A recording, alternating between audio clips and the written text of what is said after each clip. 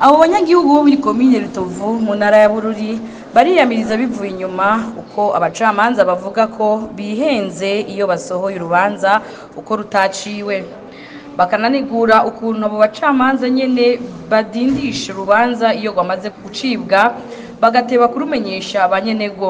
Hari icitwazo abacamanza bakunda kwitwaza, bamubaje ati urubanza ko ruciye nabi vyagenze gute, ngo ni erreur judiciaire.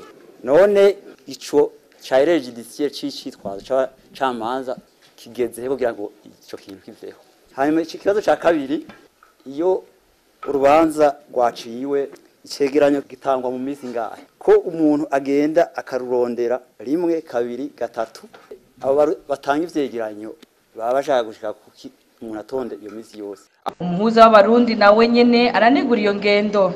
Aimé Laurentine Kanyana akanasigura ko ari naco gituma leta yafashe ingingo yo guhubasha umucamanza umwe rudende kugira abe ari we wenyene afata ingingo, akaba yiyemeje mbere kugwanya abacamanza bigenza gutyo. Bemwe mwibaza ko igituma bashizeho umucamanza umwe ari kubera hajya kugira bamukontorera mubona tuzoza turaja kurahaba duce duhaguruka tuti uyu mucamanza wihweje imanza y'amacikiriza amazisubirwamwo zose kuramwo ntibakumbura bihanure erreur judiciaire ntirekuwe.